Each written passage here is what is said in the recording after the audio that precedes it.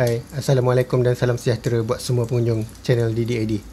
Untuk video kali ini, dalam segmen Sembang Santai, aku nak memberikan sedikit pandangan tentang satu isu yang sedang hangat diperkatakan mengenai YouTuber kesayangan Malaysia, iaitu Sugu Pavitra.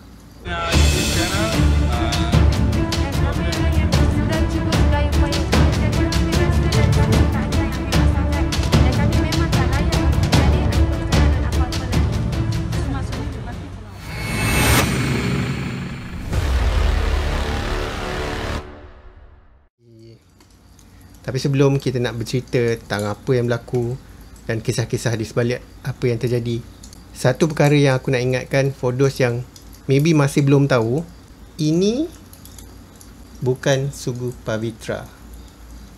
Habis siapa Sugu Pavitra? Okey, ini Mr. Sugu dan ini Puan Pavitra. Nama channel mereka Sugu Pavitra adalah hasil gabungan nama diorang suami isteri. Okey?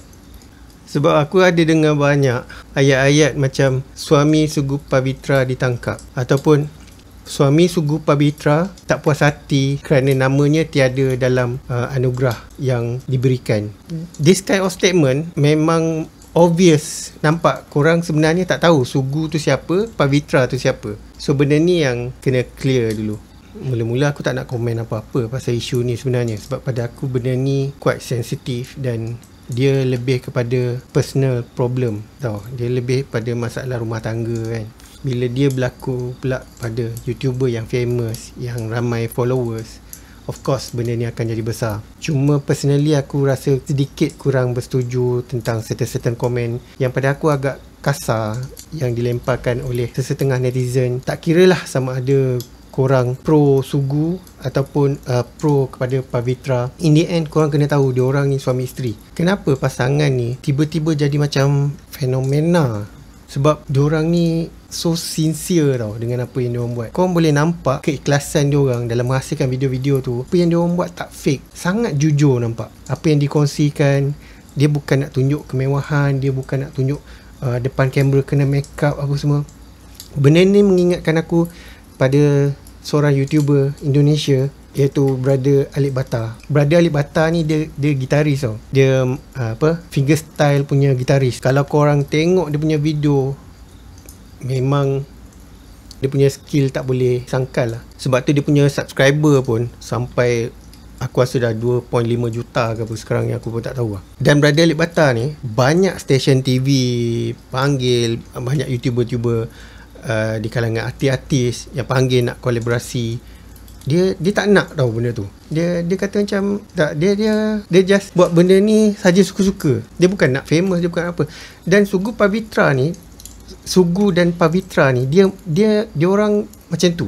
Sebab tu bila stesen TV panggil apa semua, diorang tak nak. Diorang tak nak masuk TV, diorang selesa buat video untuk YouTube bebas, tak ada terikat dengan jadual, tak ada terikat dengan garis panduan, guideline apa semua tu. Bukan masalah bayaran ke apa ke. Bukan masalah kena bayar 1,000 satu jam ke, 2,000 satu jam ke, 10,000 satu jam ke. Diorang tak nak benda tu. So dekat situ kita tahu sebenarnya tak semua orang nak jadi famous. Sebab once kau jadi famous, kau terpaksa korbankan something yang mungkin jauh lebih berharga daripada tu, kebebasan kau.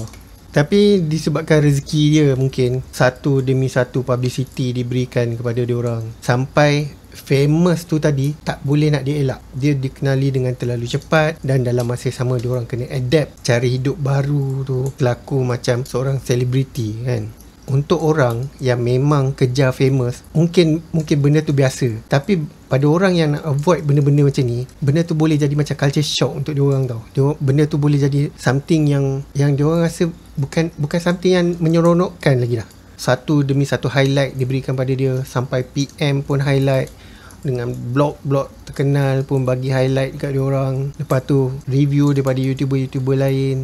Dan daripada situ, aku tak boleh nak nafikan benda ni. Daripada persepsi aku sendiri, aku nampak macam highlight hanya diberikan kepada Puan Pavitra tau. Seolah-olah macam channel Sugu Pavitra tu adalah channel Puan Pavitra seorang. Kebanyakan orang faham macam tu. Kebanyakan orang ingat macam tu. Macam Mr. Sugu ni hanya menempel je. Tapi aku rasa inilah benda yang paling salah sekali. Di sebalik semua video-video yang dihasilkan oleh channel Sugu Pavitra, sumbangan Mr. Sugu tu sendiri sangat besar tau. Dia sampai berhenti kerja kot. Kau faham tak? Untuk nak tolong isteri dia buat konten-konten video sampai dia berhenti kerja. Memang hakikatnya Pavitra yang masak, Pavitra yang buat resepi, Pavitra yang buat konten. Tetapi manpower di belakang tu, satu produksi kalau tak ada kru, datanglah talent yang bagus macam mana pun, aktor yang baik macam mana pun, benda tu mustahil akan berlaku. Jadi sekarang ni macam seolah-olah sumbangan Mr. Sugu ni orang tak nampak tau, orang tak pandang. Tapi mungkin dia tak kisah benda tu. As long as orang terima channel diorang tu pun, dia dah rasa okey dengan tu. Benda ni dikatakan terjadi lepas isu pencalonan untuk penganugerahan ikon di Ipoh. Ikon YouTuber ke, ikon apa, aku tak pasti. Ini yang aku cuba tekankan daripada awal video ni tadi, supaya korang faham apa yang dikatakan dengan Sugu Pavitra tu.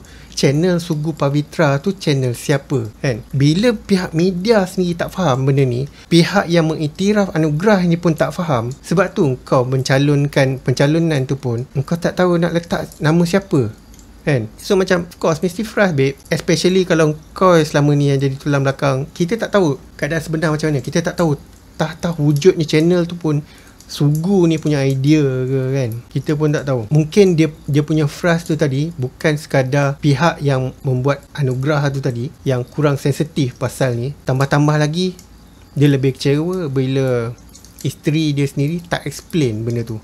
Orang luar tak faham satu pasal, tapi bila isteri kau sendiri tak cuba ambil kesempatan yang ada untuk explain dengan orang ramai, untuk explain dengan orang yang bagi anugerah tu. Contohlah, kan, sebenarnya channel Sugu Pavitra ni bukan channel saya, tapi channel saya dan suami saya. Kalau ada explanation yang macam tu, aku rasa mungkin benda ni tak jadi seburuk ni lah, kan. Bila kecewa dengan keadaan macam tu, bila kau rasa kau macam kau dah bagi kau punya komitmen apa semua, tapi kau rasa macam kau tak diiktiraf lah.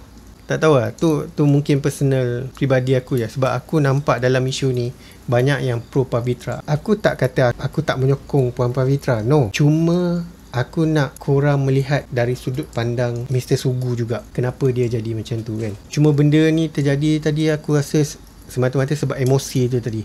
Kerana kurang sensitifnya mungkin daripada pihak kita sendiri, viewer, netizen, apatah lagi media, tentang situasi diorang. Sebab tu ada satu statement daripada Pavitra sendiri. Benda ni terjadi sebenarnya disebabkan pihak media juga. Cuma masalahnya bila mungkin culture lah, orang India, bila frust, bila tension, diorang minum, kan. Bila kau mabuk, kau minum, kewarasan kau memang dah hilang tau. Itu yang menjadikan tindakan kau pun dah jadi macam overreact. Kau pukul bini ke apa. So benda ni macam aku tak menyokong tindakan ni lah, kan.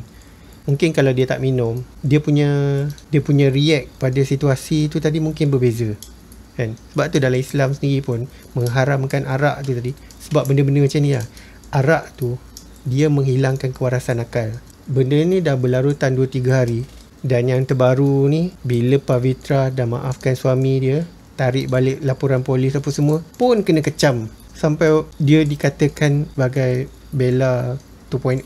Sekarang ni apa yang korang nak sebenarnya, kan? Kita kenal Sugu dengan Pavitra ni baru 4-5 bulan ni. Dia kenal laki dia berapa tahun, babe? Kau nak marah dia untuk dia maafkan laki dia, suami dia, bapa kepada anak-anak dia. Kita siapa nak judge? Pada aku dia lagi kenal lah siapa laki dia, kan. Dan kenapa diorang delete semua video dekat YouTube diorang sampai kosong, clear, dengan 700,000 subscriber, dengan aku rasa dia punya watch hour tak tahu berapa ribu jam per day, dia orang boleh remove macam tu je. Kenapa? Ini message dia nak beritahu kat kita. Aku tak pandang lah semua ni. Bukan benda ni aku nak lah. Kalau benda ni yang menyebabkan keluarga aku hancur, delete je lah.